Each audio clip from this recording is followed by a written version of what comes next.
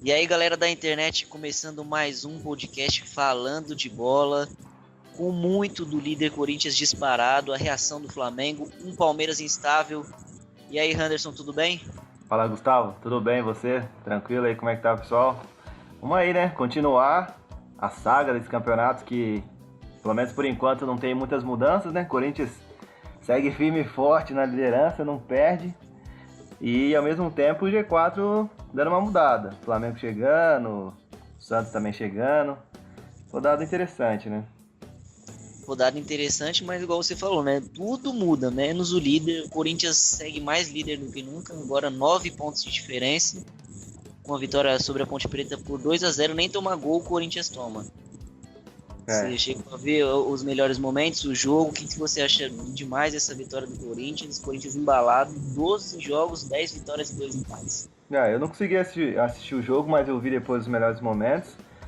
Cara, e é aquela coisa que a gente tem falado em todos esses programas e até em conversas assim em off, que não tem jeito, né? O Corinthians vai jogando um futebol que não dá chance para pro adversário. Nem você falou, nem gol os caras estão tomando, nem de pênalti os caras estão tomando gol. Então fica difícil você ganhar de um time que nem com pênalti o adversário consegue fazer gol. Eu acho que os adversários agora, que nem o Flamengo está em segundo, vai ter uma sequência difícil. Que se por acaso houver algum tropeço e o Corinthians mantiver essa regularidade, tem grande chance, isso é uma coisa interessante, tem grande chance do Corinthians terminar o primeiro turno invicto. E aí fica bem complicado recuperar no segundo, né? Já são 12 jogos de vencibilidade, faltam 7 aí para o fim do primeiro turno, ainda falta muito teste de fogo, né? Agora tem um clássico na Allianz contra o Palmeiras buscando reabilitação depois de perder para o Cruzeiro. E aí vai ser o clássico de um time que prometia muito no começo da temporada, que até agora não apresenta estabilidade, contra um Corinthians que era muito depreciado, né, por grande parte da imprensa, e agora disparado na liderança do Brasileiro. Dois momentos muito distintos a gente vai ter em campo na quarta-feira no Allianz, né? E você falou uma coisa que é interessante. A forma como o Corinthians foi tratado pela imprensa no primeiro semestre e até parte da torcida, isso é uma coisa que a mim, assim, eu me chama a atenção, porque em várias entrevistas que eu vejo dos jogadores do Corinthians, eles sempre tocam nesse ponto. A gente tá provando que a gente é um time qualificado, falaram que a gente era a quarta força, sempre algum jogador dá alguma declaração nesse sentido. E o que fica claro com isso é que o Carille soube trabalhar muito bem isso na cabeça dos jogadores, né? Ó, os caras estão falando que vocês são a quarta força, ninguém tá botando fé em vocês. E o jogador, quando ele abraça essa ideia, né? Quando ele tem essa coisa do ego, dos brios sendo mexido, é difícil segurar, né? E aí você junta toda a organização do time, o treinador conseguindo impor suas ideias, é isso aí que a gente vê. E por outro lado, o Palmeiras, que é um time que, né, tá bem irregular, vinha de alguma série de vitórias no campeonato, se não me engano, 4 vitórias seguidas. Aí perde na Libertadores, perde no Brasileiro, perdeu pro Grêmio. Vê como que vai chegar pra essa partida com o Corinthians, né? Por enquanto tá bem irregular. E o mais engraçado nesse caso é que, se a gente lembrar como terminou o ano, né, e como começou, o cenário era totalmente diferente, né? Um Palmeiras campeão brasileiro, contratando 1.001 jogadores aí que todo mundo desejava. E o Tudo de ponta cabeça. Corinthians, e o Corinthians contratando um jogador que era reserva no Sport, efetivando o técnico que não era a primeira opção. Então o futebol pregando uma grande peça, mas acho que ainda, mesmo apesar de estar cedo para ficar cravando que o Corinthians vai ser campeão e tal, esse é o teste de fogo para quem quer pensar grande nesse campeonato, né?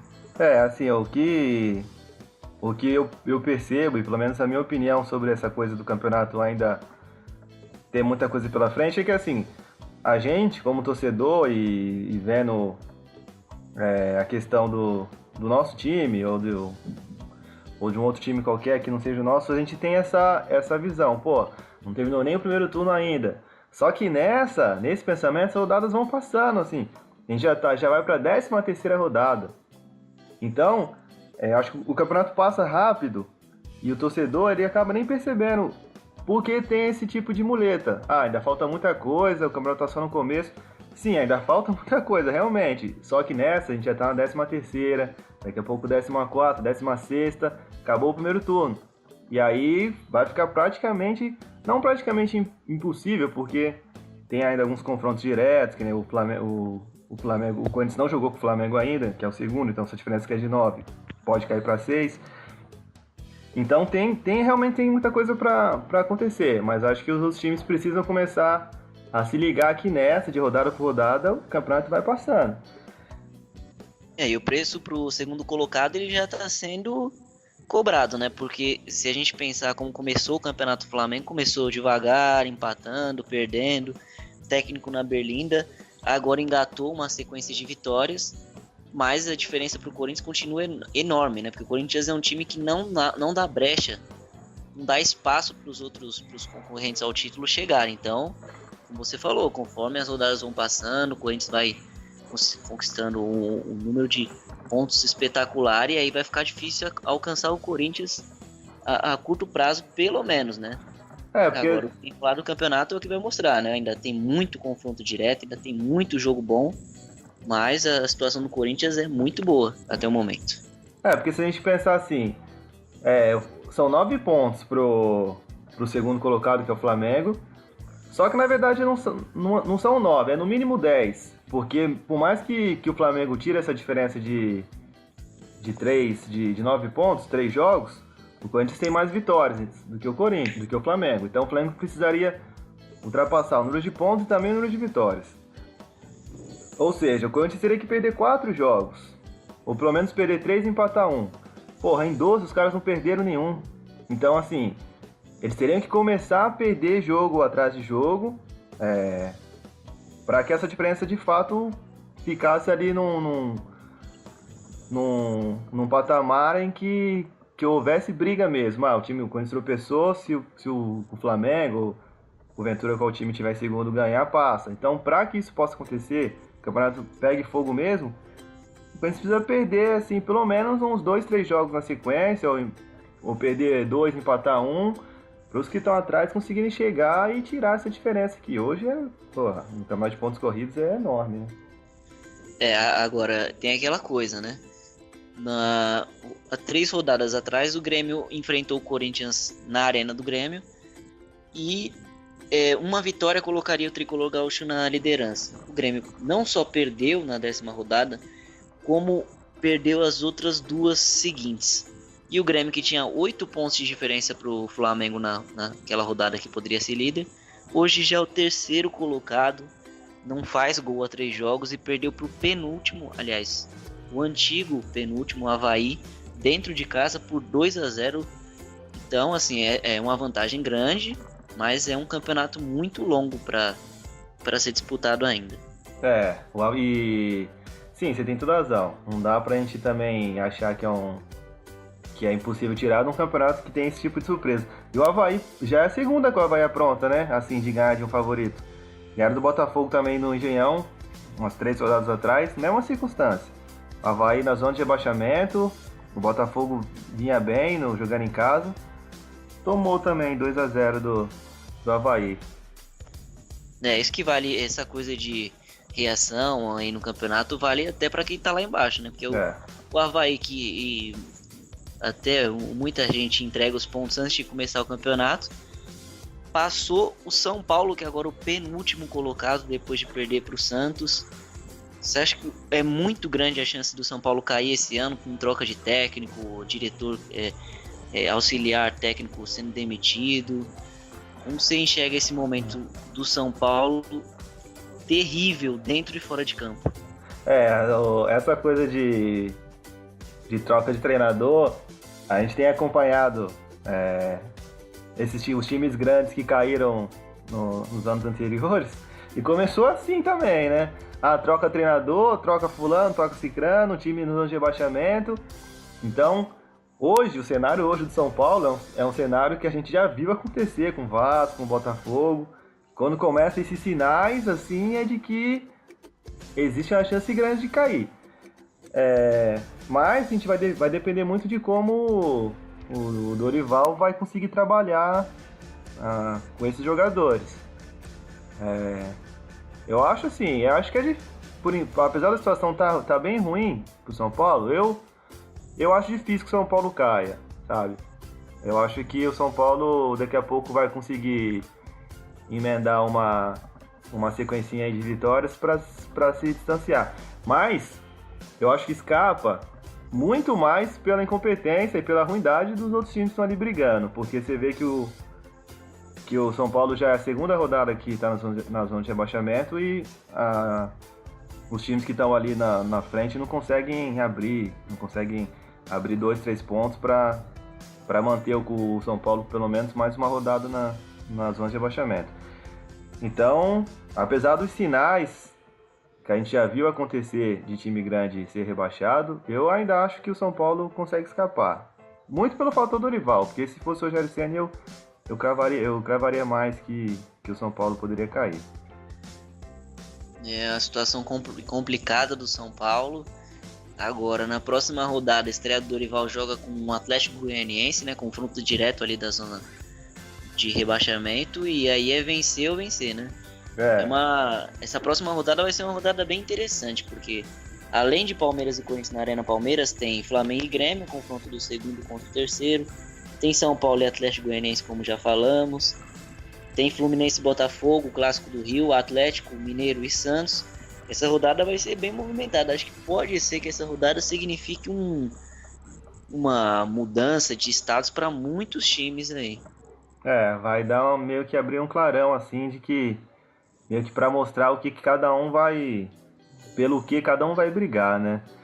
Tem essa questão de São Paulo confronto direto. Se uma vitória pro Atlético Goianiense seria terrível, ia ser uma coisa assim péssima pro São Paulo. Pela questão do confronto direto e por ser a estreia do Dorival. Por outro lado também tem o Santos, né, que tá ali, apareceu ali brigando agora no G6 e também vai precisar se consolidar aí nessa briga de pelo menos ali no G6 para Libertadores. E Flamengo e Grêmio, que esse é um jogo que eu acho que pode ser muito bom, porque o Grêmio também vai precisar se recuperar, né? Como você falou, bem mal de queda na tabela, vai querer se recuperar. E o Flamengo, o segundo jogo dessa sequência aí que a gente até comentou, acho que no programa passado, nessa sequência de confrontos duros do Flamengo. O primeiro foi contra o Vasco e agora o segundo contra o Grêmio. Também são jogos que vai mostrar de fato se o Flamengo vai ter força para ser aí o grande perseguidor do Corinthians, pelo menos nesse primeiro turno. Hoje parece que o Corinthians virou a caça, obviamente, né? Sim. E aí, até agora, nas últimas rodadas, o único que se aproximou do Corinthians, né, foi o Flamengo. E aí são 4 vitórias seguidas do Flamengo, mas o interessante é que durante esse tempo de 4 vitórias do Flamengo, o Corinthians também teve 4 vitórias seguidas, né? Baseando aquilo que a gente falou, né? Que apesar dos times terem dado uma acordada pro campeonato, o Corinthians já está há muito tempo acordado. Disparado, exatamente. O Corinthians despertou antes de todo mundo, então... O Corinthians não dormiu. Exatamente, o Corinthians já começou ligadão, né? Sim. Essa aqui é a grande vantagem, né? Os caras já começaram ligadão desde o começo. O Flamengo, por exemplo, é um time que só perdeu um jogo até agora. Isso é um ponto interessante. Mas são 5 empates, então demorou pra pegar mesmo o ritmo. E o Corinthians desde o começo tá aí. Tá nesse ritmo frenético desde o começo e graças a isso tá tão bem assim na tabela. Falando em Flamengo, né? Rodada passada, sábado, a gente teve um clássico que ficou muito mais marcado pelo que aconteceu fora de campo. Flamengo 1-0 no Vasco em São Januário. Umas imagens terríveis, né? Para quem acompanha o jogo, para quem gosta de futebol. Um clima em São Januário que não é de hoje, é muito feio para imagem do Vasco, né? Esse é um assunto que a gente também comentou num desses programas aí, não sei se foi o segundo ou terceiro, em como jogar em São Januário virou uma situação horrível, tanto pro visitante e agora pro próprio Vasco da Gama. Pô, os caras quebraram o próprio estádio, vão interditar o próprio estádio. Mas, se houver justiça, se a justiça desportiva mostrar um mínimo de seriedade, o estádio vai ficar fechado por um tempão. E assim, o único prejudicado é o Vasco nisso tudo. Porque de 16 pontos do Vasco, 15 foram em São Januário. E aí você tira isso dos caras, é um fator negativo enorme. É que quem vê a confusão em São Januário do sábado, acho que não tem a dimensão do que é o clima, né, criado pelos acontecimentos que antecederam o jogo e a participação do Vasco até no Campeonato Brasileiro, né? Porque o que acontece é que aquela confusão foi muito grande porque foi um Vasco e Flamengo, né? É óbvio que ela toma uma proporção maior. Mas o incrível é que não foi o estopim, né? Não é porque o Flamengo ganhou que aconteceu aquela confusão. Como que a gente pode definir o que aconteceu? Essa barbárie que ocorreu em São Januário tem outras motivações, além da derrota, é claro. Não estou falando que o primordial não foi a vitória do Flamengo. Mas tudo o que acontece em São Januário, desde do presidente, da diretoria, né, dos casos que andam ocorrendo ali entre as organizadas do Vasco, entre a diretoria e as organizadas. Então, é feio, é uma situação muito ruim para o Vasco nesse momento, um time que tem 3 rebaixamentos em 9 anos, né? É uma situação bem complicada, porque como você bem falou, a gente sabe que o clima político no Vasco é muito complicado. Talvez seja um dos clubes onde a politicagem é elevada assim, numa potência altíssima, descambando para a violência. É lógico que a gente não tem como provar, mas a gente também não é inocente de não saber o que motivou aquela confusão ali, né? Então, inclusive a própria forma como o Eurico Miranda reagiu depois, já fica bem evidente que aquilo ali pode ter sido, supostamente foi, tudo leva a que foi algo político, uma briga com motivações políticas. Mas a derrota do Vasco com certeza foi um fator que colocou mais gasolina ainda nesse clima. E aí os caras, enlouqueceram, né? Quebrando o estádio, tentando invadir. É ruim de ver, porque, né? Inclusive porque teve morte, né? Um torcedor morreu. O torcedor do Vasco morreu, né? Tomou um tiro, sabe-se lá de quem ainda, não tá muito claro de onde saiu esse tiro. Mas uma pessoa morreu, mais um torcedor morreu, né? Então acho que a gente só tem a lamentar, né? Esse tipo de confusão. Pelas cenas, né? Ficaram muito feias. Um jogo que não foi tão bom tecnicamente, mas teve lá seu valor. E a gente só fala do que aconteceu fora do estádio. Como você disse, com mais uma morte, mais um torcedor que foi para assistir e não volta para sua família. É uma situação bem chata que dia após dia, toda segunda-feira praticamente, a gente ouve falar nos noticiários esportivos essas notícias policiais, né? E o que também não é exclusividade do Rio de Janeiro, né? No Sul também, a torcida do Inter, a cada jogo, né, os caras arrumam uma pancadaria lá no estádio, no Beira-Rio. A situação ajuda também, porque o Internacional não consegue jogar, não consegue ganhar, então a torcida já está insatisfeita por estar na Série B e o time ainda vai acumulando resultados ruins. O que prova que não acontece em todo lugar, né? É triste. Mas falando sobre o jogo, você que assistiu, o que você achou desse Flamengo e Vasco? Você acha que o Flamengo apresentou um futebol que pode dar ao torcedor a chance aí de esperar coisas boas aí pela frente? Olha, o primeiro tempo foi terrível, assim, foi um negócio, muito erro de passe, muita falta, e aí o jogo não andava, ficou preso, só que no segundo tempo a impressão que deu foi que a mesma coisa que aconteceu quando foi Flamengo contra São Paulo, aconteceu no sábado no jogo contra o Vasco. Quando o Flamengo quis acelerar o jogo para ganhar, o Flamengo foi lá e fez o gol. O Flamengo tinha tido uma chance, pouquíssima coisa antes, com o Diego na cara do goleiro, e logo depois fez o gol com o Everton, né? Depois de uma jogadaça do Everton Ribeiro, que chegou, pegou a camisa e tá jogando muita bola.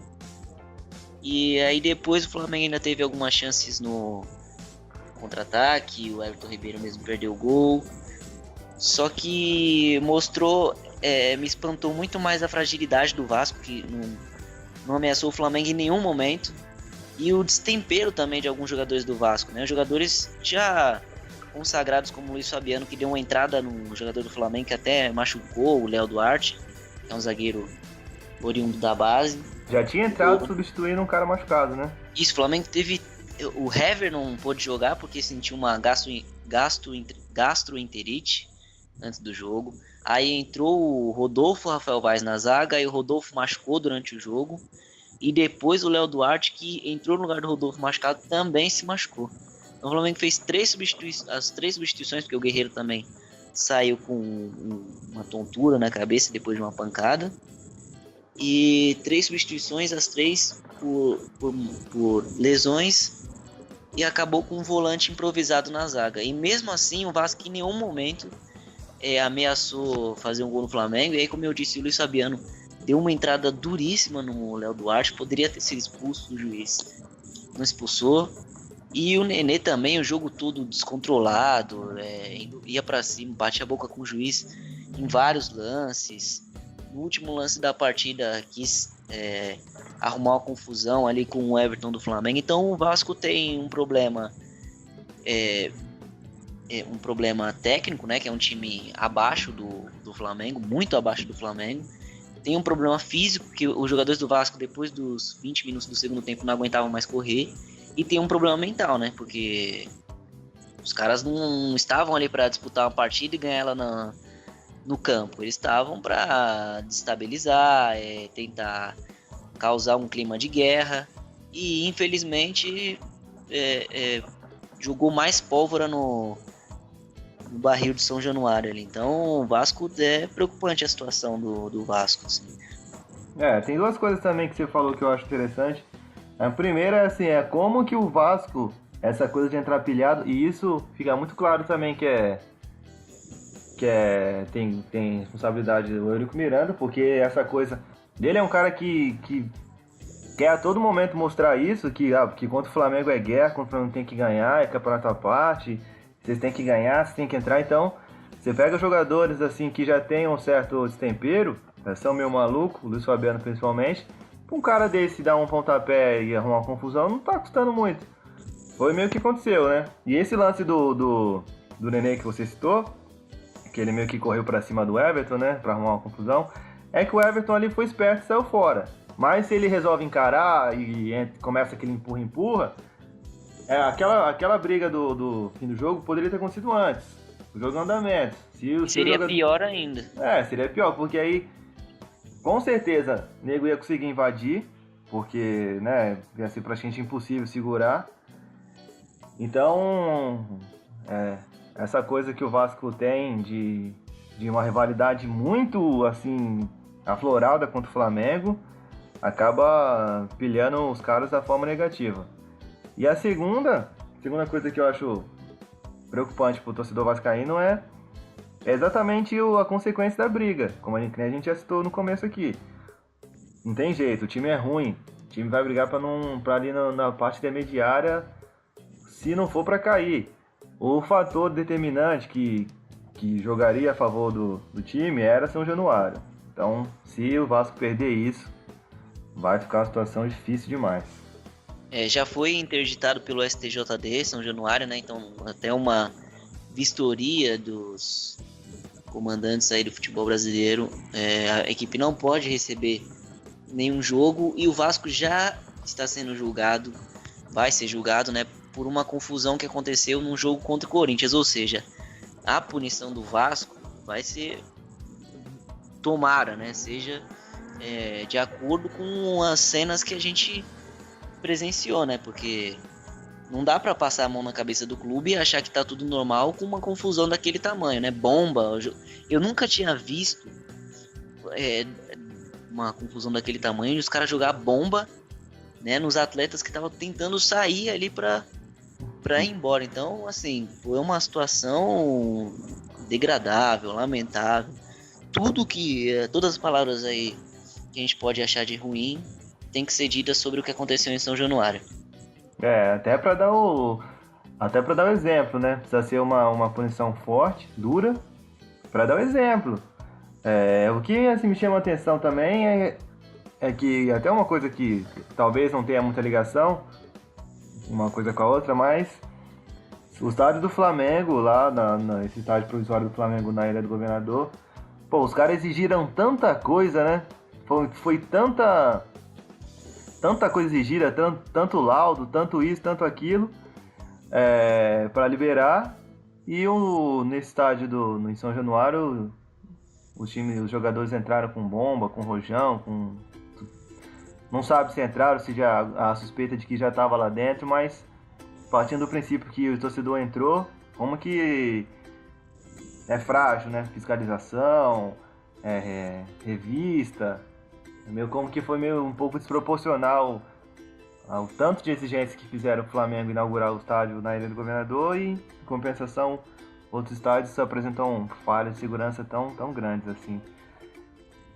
E aí, assim, foi muito feio e tal, e aí me pareceu que aquelas bombas ali, talvez elas fossem direcionadas, a intenção delas terem entrado fosse acertar a torcida do Flamengo, né? Então você imagina que caso eles tivessem jogado ali na torcida do Flamengo, a torcida visitante fique encurralada, então o número de acidentes poderia ter sido muito maior. Então tem que ser investigado como que entrou tantas bombas em São Januário. Tinha o mesmo sinalizador que a gente já viu trazer problemas, estava no estádio, tinha bomba de gás sendo soltado pela polícia. Aquilo, qualquer coisa menos futebol, né? Tinha gente com um espeto de churrasco. Pô, os caras jogaram uma cadeira de escritório, você viu isso?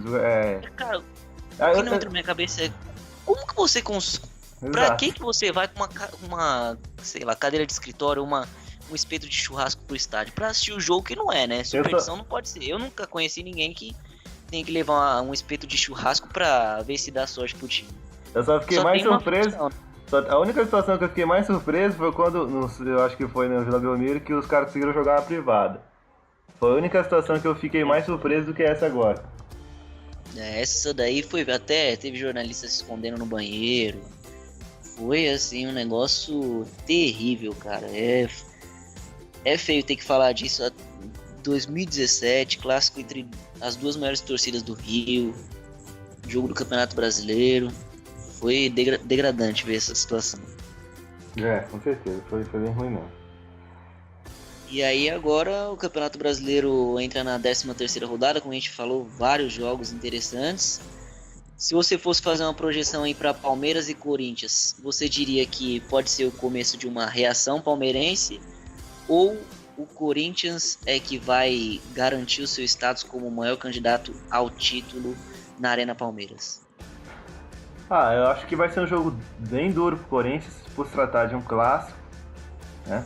O Palmeiras vai precisar, como a gente já falou, vai precisar dar resposta pro seu torcedor depois de resultados tão ruins. É um jogo difícil, eu acho que é um jogo que o Corinthians deve perder ponto nesse jogo, acredito eu. Mais pela questão da rivalidade, né? Porque futebol, não tem como negar que o Corinthians tem jogado muito mais futebol.